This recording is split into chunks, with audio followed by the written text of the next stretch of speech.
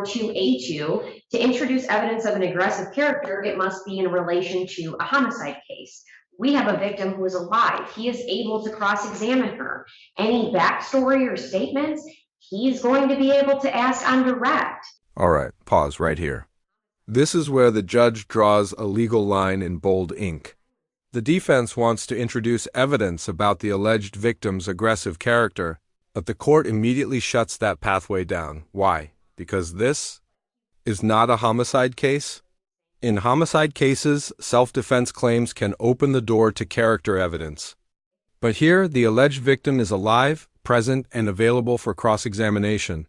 That changes the entire evidentiary framework. So now the real battle begins. Is the defense trying to explain context or trying to shift blame? Stay with me, because this distinction is going to shape everything that follows.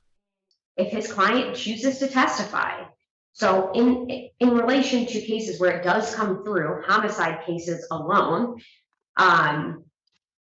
this is not admissible for this purpose. This is not a homicide case. This is a domestic violence case. And then if the defendant chooses to say, when a judge says something has no probative value, that's courtroom code for this does not meaningfully prove or disprove the incident we're trying. The defense is arguing there's a broader pattern, deception, manipulation, threats, but the court is focused on relevance to this specific alleged act. And here's the key legal principle. Evidence must be more helpful than harmful. If it risks confusing the jury or turning the trial into a character attack, judges will exclude it. So ask yourself, should jurors hear everything about both parties? Or should the case stay tightly focused on the charged event alone? I'm acting in self-defense in this matter.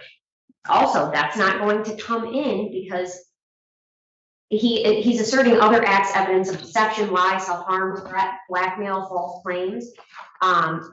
But he is attempting to relate this to the incident and to explain why he was letting her in, saying she didn't have permission, but then therefore saying, oh, well, I actually let her in because of other acts. While he may think that that's a material thing, it doesn't have probative value. So it doesn't necessarily have the tendency to make the self-defense claim or why he might have done that more or less probable. So, and also these other acts, evidence probative value does not substantially outweigh any confusion of the issues or misleading the jury. And I would just reiterate, all of this information would mislead the jury. This would confuse the jury as to who is the person that's on trial here.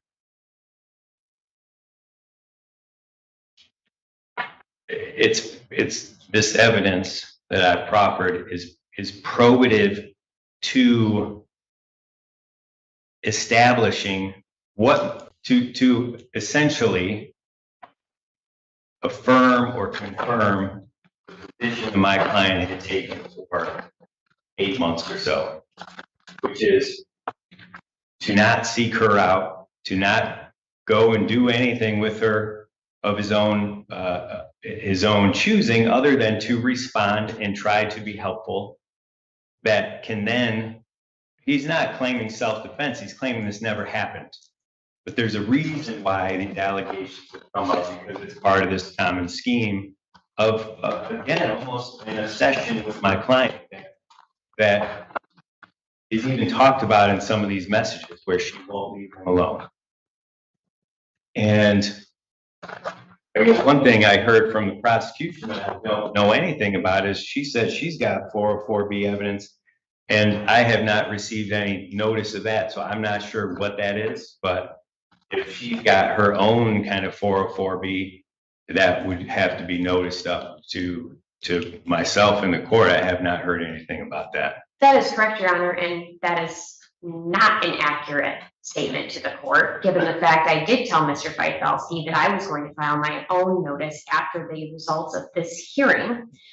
He does know I was very open with him about the police reports, about the statement. I shared with him the discovery. I have emails I can present to the court, actually. So I don't appreciate that. As far as the notice, I have to give 14 days before trial, not before jury selection, not before final settlement conferences. That's fine. I'm not trying to disparage character. I'm just saying I haven't seen anything yet.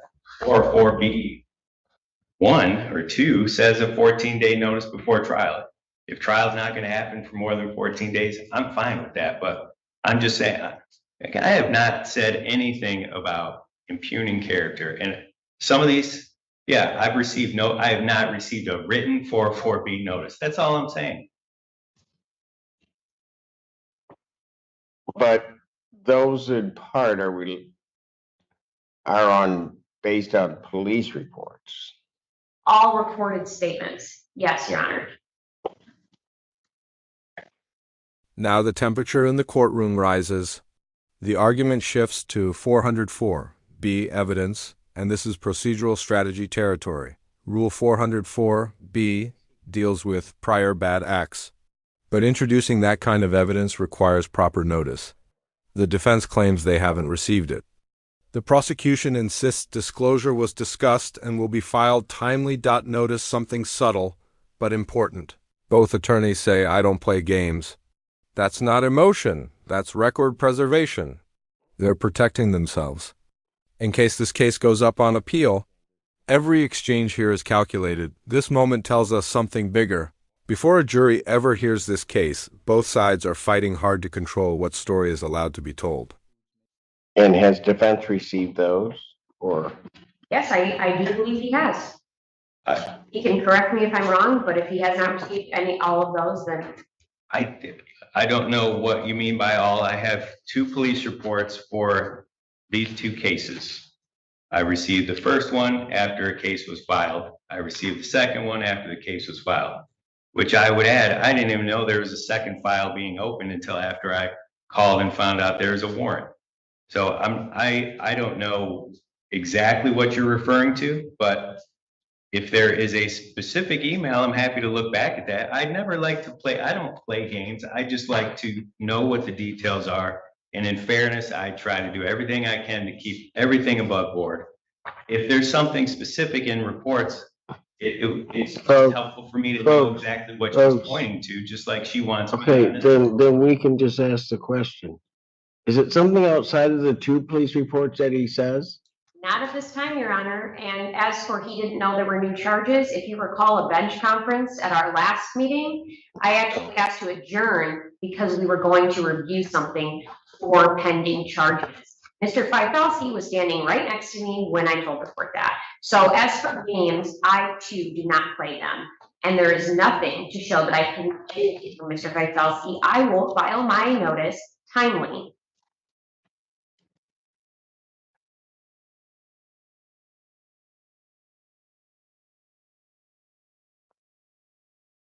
Anything else, Mr. Feifelsky? Not on that issue, Judge.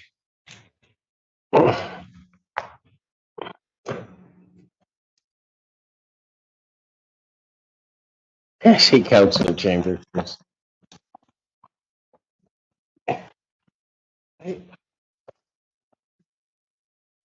Quite an eventful morning. As is all my morning. Go ahead. Please subscribe to help the channel. Specializes in fine foods, making fine foods, Your Honor. He's at risk of losing his job. He promises, and I know the court may be somewhat skeptical, but he promises not to make any more phone calls. He has a daughter who has medical needs, which he is hoping to gain custody of shortly in order to gain Section 8 housing, Your Honor. He would like you to consider all those. This is where the stakes become crystal clear. Bond hearings are not about guilt, they're about risk. The prosecution lays out allegations of threats, jail calls, attempts to influence the victim, and continued communication despite restrictions. The judge weighs those allegations against public safety, even if the alleged victim is recanting. The prosecution makes one thing clear: this case belongs to the people of the state of Michigan. It moves forward regardless.